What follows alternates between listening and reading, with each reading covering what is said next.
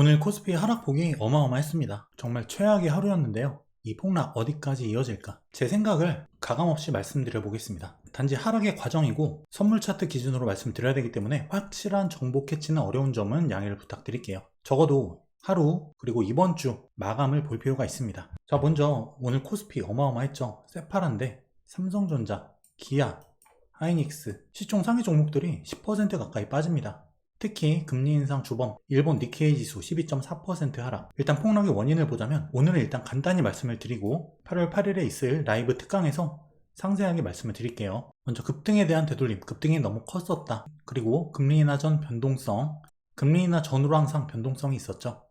2번과 5번은 통계적인 부분이기 때문에 자세하게 나중에 한번 다뤄보겠습니다. 그리고 일본의 금리 인상에 따른 엔캐리 청산, 그리고 갑자기 튀어나온 경기 침체 우려, 바이든 후보 사태로 인한 신규 후보끼리의 경쟁, 대선 불확실성이죠. 자, 먼저 기존에 제가 대략 이 구간 깨면 기존 시나리오 폐기, 새로운 시나리오 필요하다는 말씀 드렸고, 일단 선물 기준으로 오늘 폭락이 왔기 때문에 현물 차트도 100점 이탈한 것으로 간주하고 진행을 해보겠습니다. 먼저 두 가지 시나리오를 현재 보고 있는데 긍정과 부정이에요. 먼저 첫 번째 긍정론. 기술적 분석을 공부하신 분들은 아실 거예요. 보통 증시는 하나, 둘, 셋, 넷, 다섯 개의 파동과 하나, 둘, 셋, 세 개의 조정으로 이루어진다. 거기서 현재 기존에 제가 봤던 시나리오는 3파동이 끝나지 않았고, 그래서 조정 후에 3파동이 마무리되고 여기서 4파, 그 다음 5파 나오는 이런 시나리오였는데 이게 폐기가 됐습니다. 그럼 긍정은 뭐냐? 하나, 둘, 셋, 그리고 지금 나오고 있는 이 조정이 4파의 과정이라는 거예요. 그렇다면 이 고점을 넘는 5파 상승이 한번 남았다는 이야기죠. 그럼 부정 시나리오는 뭐냐? 하나, 둘, 셋, 넷, 다섯, 여기서부터 여기까지 모든 상승이 다 끝났다. 그러면 이 하락은 이 전체에 대한 하락일 것이고 하락폭이 더 커질 가능성이 있겠죠. 하지만 긍정 시나리오로 여기서 하나, 둘, 셋이 끝난 거라면 지금 현재 나오는 이 조정은 여기부터 여기까지에 대한 조정만 나온다. 그 다음에 5파가 나올 것이다 라는 거예요. 결국 가장 큰 차이는 조정 폭의 차이가 됩니다. 그리고 이 정고점을 넘는 상승이 단기간에 나올 수 있느냐 없느냐의 차이겠죠. 먼저 긍정론의 경우 하나, 둘, 셋, 이 가능성도 상당히 높게 보고 있는 건 뭐냐면 보통 이 2파 조정과 4파 조정은 형태가 다르게 나타나요. 2파가 기간 조정 형태로 나타난다면 4파는 가격 조정 형태로 나타난다.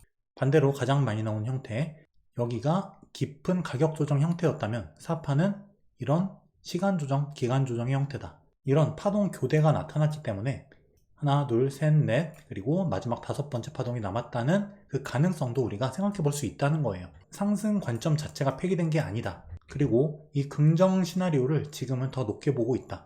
그리고 부정 시나리오, 만약에 이러한 형태의 패턴으로 아예 이게 하나의 상승의 마무리가 되고 여기부터 여기까지의 조정이 나오는 거라면 반등이 나오더라도 재차 빠질 수 있다. 이 구간에 대해서는 뒤에서 다시 설명을 드려보겠습니다. 그러면 나스닥 선물 분기 차트를 볼게요. 3개월 봉인데 이 봉 7, 8, 9월 봉이죠. 현재 이 5선, 5,2평까지 내려왔다가 멈췄습니다. 가장 좋은 건 여기서 바로 튀어 올라가는 거예요. 그럼 월봉을 보면 현재 초록 색깔 10개월 이평선 아래까지 내려왔다가 아래꼬리 달고 올라가고 있는데 현재 구간에서 반등해서 이 초록 색깔 10개월 이평선 위에서 마감을 해야 된다. 그게 아니면 16,000 초반대까지 초중반까지 하방이 열린다. 봉마감이 굉장히 중요하다. 8월달 봉마감이 여기 10개월 이평선 위에서 해야 돼요. 그럼 좀 더 세부적으로 일봉으로 보겠습니다. 그럼 이 조정이 어디서 멈출 것이냐? 두 군데 정도 보고 있습니다. 일단 첫 번째 구간, 현재 구간 여기서 충분히 하락이 멈춰도 이상하지 않다. 만약에 긍정 시나리오 3번이라면 이렇게 여기서 반등 상승 파동이 나가면서 5파동으로 나가겠죠. 고점 넘는.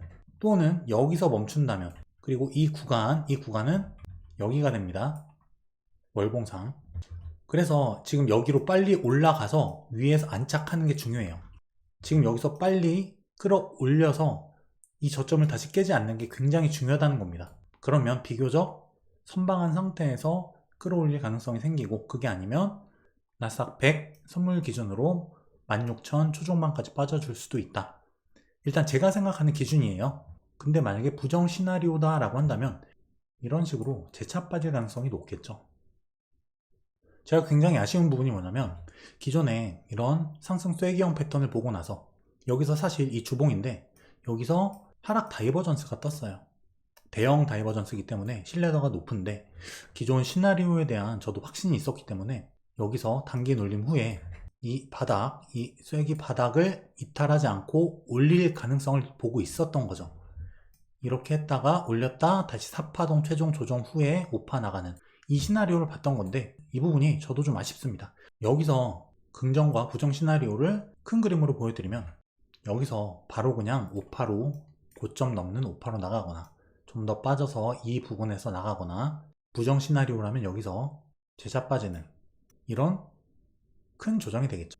즉 이 하락폭이 여기부터 여기까지에 대한 되돌림이냐 여기부터 여기까지에 대한 되돌림이냐라는 그 차이가 생기는 거죠. 근데 지금까지 제가 차트 관점으로 말씀드렸지만 중요한 거는 밸류에이션입니다.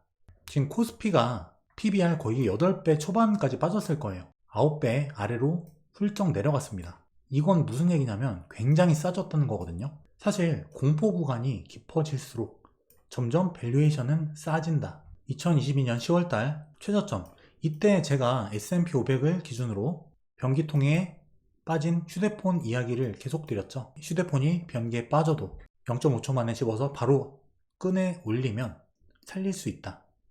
그 구간이 여기다. 밸류가 싸기 때문에 잠시 물릴지언정 휴대폰 바로 건져내듯이 물린 상태가 있더라도 회복이 된다. 결국 싸게 사면 비싸게 팔 기회가 반드시 온다는 거죠. 그래서 밸류에이션이 특히 코스피는 워낙 싸졌기 때문에 이렇게 싸게 살 수 있는 기회를 줄 수 있다니 이런 생각이 드는 것도 정상이에요. 사실 실적이 꺾였느냐? 그것도 아니죠. 코스피 오늘 굉장히 폭락을 했지만 국내 증시는 실제 수출이 매우 가파르게 증가하고 있습니다. 실적도 빠지는 장세가 아니다. 수급 그리고 대외적인 이슈가 컸기 때문에 많이 빠졌지만 밸류에이션 측면에서는 매우 매력적인 가격이 돼가고 있다는 거죠. 아니 이미 매력적인 가격이다. 더 빠져도 살아날 기회가 반드시 생긴다는 거예요. 그리고 이번에 많이 느끼셨을 텐데 자금 관리를 많이 안 하시죠. 전에 이런 영상을 드렸어요. 내 승률과 손익비에 따른 투자 비중, 현금 비중 얼마씩 가져가야 하는지 말씀을 드렸죠. 제 사례를 설명해 드리면서 저 같은 경우는 몇 %다.